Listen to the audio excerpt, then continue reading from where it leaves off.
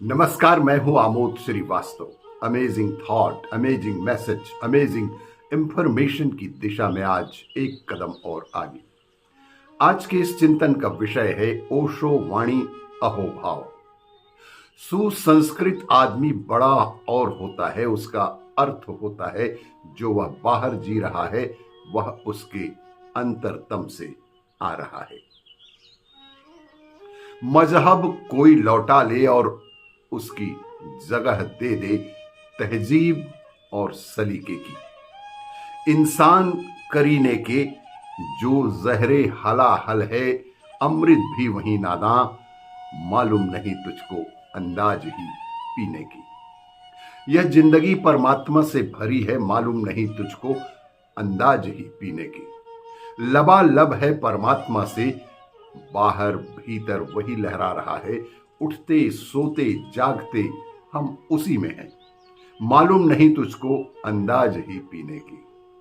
कबीर ने ठीक ही कहा है कि मुझे बड़ी हंसी आती है जब मैं सागर में मछली को प्यासा देखता हूं।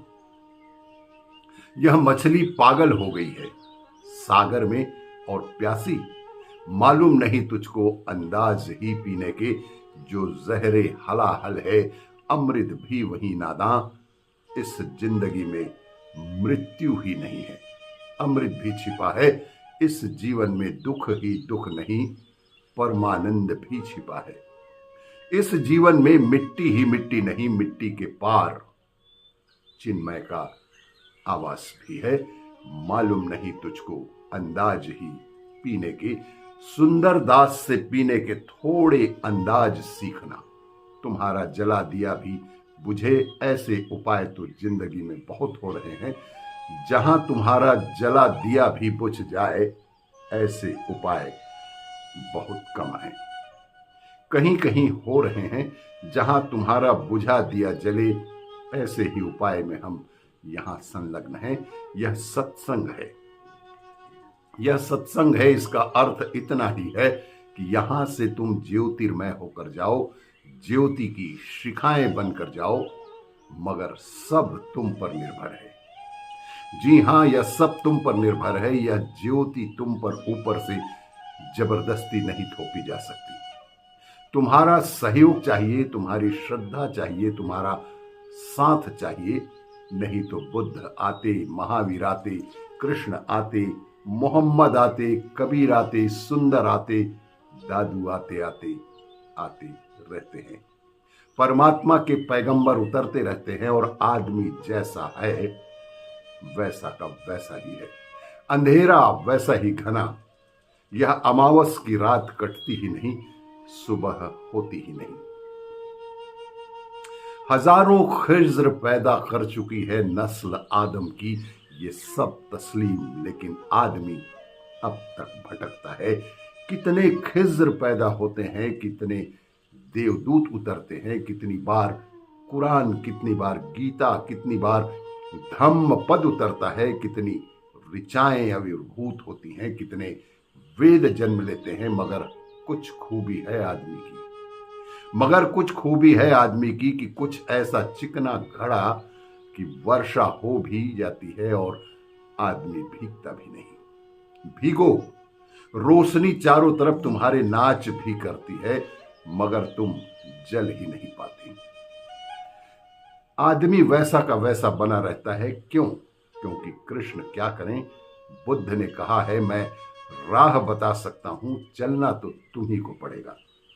यह मत सोच लेना कि किसी ने राह बता दी तो चलना हो गया, किसी ने रोटी की बात कर दी तो पेट तो नहीं भरता, और न जल की चर्चा से कंठ की प्यास बुझती है।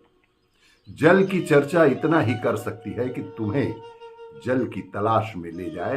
भोजन की बात इतना ही कर सकती है कि तुम्हारी भूख को और प्रज्वलित कर दे, प्रचंड कर दे, ऐसा भपका दे कि तुम सब छोड़कर भोजन की तलाश में लग जाओ। यही सत्संग का प्रयोजन भी है।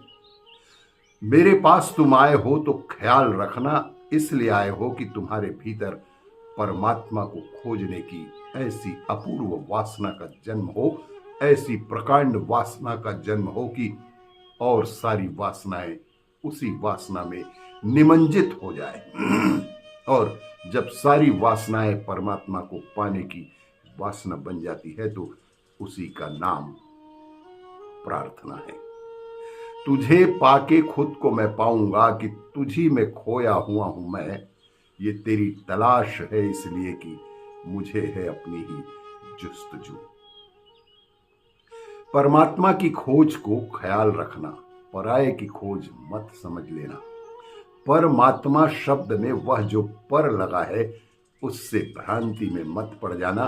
परमात्मा की खोज पर की गई खोज नहीं, परमात्मा की खोज स्व की खोज है, अपने आप की खोज है।